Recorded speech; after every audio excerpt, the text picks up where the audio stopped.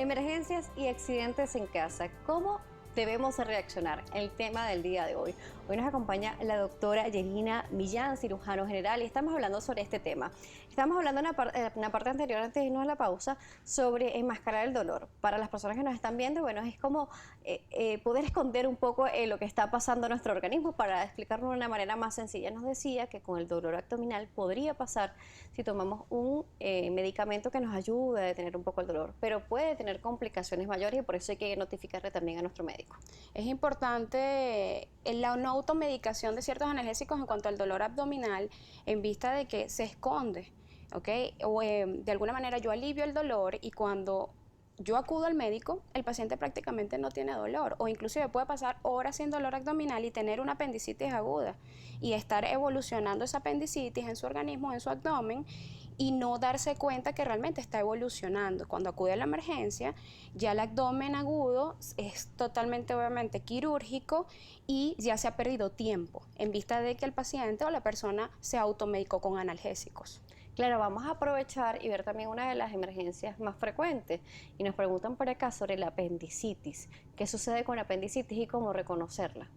Lo importante con la apendicitis aguda es el dolor, en la parte baja del abdomen, que es un dolor agudo que comienza inclusive de forma progresiva, aumentando con el tiempo.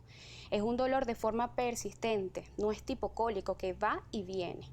Viene asociado de náuseas, vómitos, diarrea y en algunos casos, fiebre, mucho malestar general y es un dolor básicamente persistente en la parte baja del abdomen del lado derecho generalmente. ¿Esto es verdad o es mentira? Sobre levantar la pierna y ver si se puede, porque a veces nos dicen sobre la apendicitis que la persona con apendicitis no logra levantar la pierna. ¿Esto es verdad o es mentira? Eso es totalmente cierto, que eso es por la irritación abdominal, es un signo, inclusive un signo apendicular.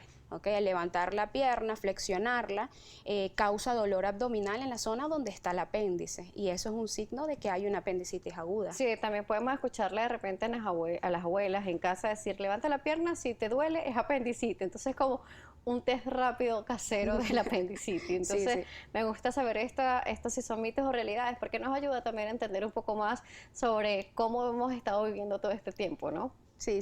Inclusive hasta hay dificultad para la marcha. Tú inclusive ves al paciente entrando a la emergencia, caminando con aquella dificultad, vamos a ponerlo de esta manera, tocándose la parte baja del abdomen con imposibilidad para la marcha o para caminar, ya tú sabes más o menos que pudieras estar en presencia de una apendicitis aguda. Por supuesto. Vamos a seguir viendo otras de las emergencias que nos pueden suceder en casa. Veíamos al principio que el dolor del tórax puede ser una de las causas de emergencia, pero ¿qué lo puede ocasionar? Lo pueden ocasionar inclusive desde un dolor por irritación de los nervios que van entre las costillas, que es una neuritis intercostal, un dolor torácico de origen cardíaco, es importantísimo, un dolor torácico por esofagitis o una inflamación del esófago. Hay múltiples causas que nos pueden dar dolor torácico. Lo más importante es la zona en qué parte del tórax nos está ocasionando o dónde tenemos el dolor. Si es un dolor del lado izquierdo que tiene irradiación hacia el miembro superior izquierdo, hacia el brazo, Sí. viene acompañado o es un paciente que es diabético, hipertenso, que ha tenido infartos anteriores, debe acudir inmediatamente al médico porque pudiéramos estar en presencia de un infarto al miocardio. Nos o al dice corazón. el dolor torácico, esto es hacia esta zona, vamos a decir un poco o dar el ejemplo hacia qué lugares se toma en cuenta como un dolor de tórax. Nos hablaba que incluso puede irradiar hasta el brazo, ¿no? Sí. En el caso del infarto agudo, el infarto cardíaco. Sin embargo, el dolor torácico va desde la región de las costillas o el reborde costal hacia arriba, hasta la región clavicular. Todo eso es un dolor que esté en esa zona, es un dolor de tipo torácico. Claro, y también puede ser una emergencia, un traumatismo directo, ¿no? Traumatismo directo, inclusive en los traumatismos directos del tórax, debes acudir al médico porque pudieras tener neumotórax, o hemotórax, que es por ejemplo, por fracturas costales o fractura de una costilla que lesiona el pulmón y produce una pérdida de aire o de sangre del mismo y se acumula en el tórax. Y puede ocasionar me preguntan dificultad. que por qué las costillas no se van a vendar o se van a colocar yesos. Para poder reparar las fracturas costales se pueden utilizar ciertos materiales, pero la mayoría, depende del tipo de fractura costal, tú vas a decidir la reparación. La mayoría de las fracturas costales son simples y no necesita ningún tipo de intervención quirúrgica porque va a ser callo óseo, ¿ok? O de forma espontánea, sin necesidad de colocar ningún tipo de material, y va a sanar o se va a recuperar de forma normal o espontánea. Es importante saber eso, pero eso se va a decidir al momento que el especialista lo evalúe. Exactamente. Y se hagan todas las revisiones necesarias.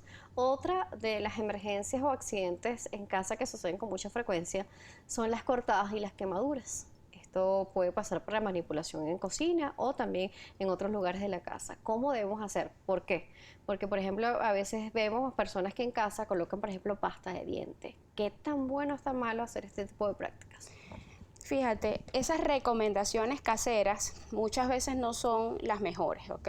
Incluyendo esa que acabas de mencionar, es un ejemplo bastante válido y bastante frecuente. No se debe utilizar crema dental para las quemaduras, ¿ok? Es algo que todo el mundo tiene que tener claro. Básicamente, lo primero que tenemos que hacer es al momento de la herida o de presentar la herida, es guardar la calma, lavar, ¿ok? La herida puede ser con agua, agua natural, agua purificada o filtrada. Adicionalmente a eso, colocar o tener dentro del hogar un kit de primeros auxilios, donde tengamos guantes, gasas o alguna solución, o inclusive una solución antiséptica para lavar esa zona, ¿ok? Una vez que tengamos, vamos a decirlo así, limpia, podemos decidir en casa. Por ejemplo, si es una laceración, es algo pequeño que no es profundo, tú puedes manejarlo en casa, ¿ok? Pero si la herida es muy profunda o si es un área que compromete o está sangrando de forma activa o te compromete la funcionalidad de alguna extremidad, por ejemplo, debes acudir al médico. Eso es importantísimo que los pacientes o las personas en casa lo tengan en claro. Claro, hay quemaduras que pueden ser atendidas de casa, pero quemaduras más graves que hay que acudir al médico para la cura necesaria. Sí, sí. Sobre todo si aquellas quemaduras que no solamente producen o son superficiales con enrojecimiento, sino aquellas que tienen ampollas, ¿ok? Que les comienzan a salir vesículas o ampollas, que esa es una quemadura un poco más profunda y que debe ser evaluada para su tratamiento posteriormente y no evitar complicaciones como inclusive las infecciones. Por supuesto, cortadas. Cortadas que tan importante es atenderlas en emergencias fuera de casa o cuáles se pueden hacer en casa. Básicamente es la profundidad y si tiene sangrado activo. Es Sí. una de las cosas que tenemos que ver. Si tiene un sangrado activo debes acudir al médico. Claro, ¿Ok? porque hay unas que pueden ameritar incluso puntos. Puntos, exactamente, sobre todo las profundas. Pero si es una laceración que es algo muy pequeño, muy superficial, pudiera tratarse muy bien en casa sin ningún tipo de problema. Igual que una caída que de repente se abra un poco la piel y sea bastante profundo, hay que acudir a Hay que acudir al médico, porque inclusive puedes tener compromiso de estructuras más profundas, como los huesos, por ejemplo, o los músculos, los tendones, y eso te puede producir deformidad y limitación de la extremidad. Amador nos dice que una de las lesiones más frecuentes en casa sucede con el pie, y es el dedito pequeño del pie al golpearlo con algo. Sí. Entonces, ¿cómo hacer en caso de golpear este dedito? Porque a veces puede ser incluso fractura.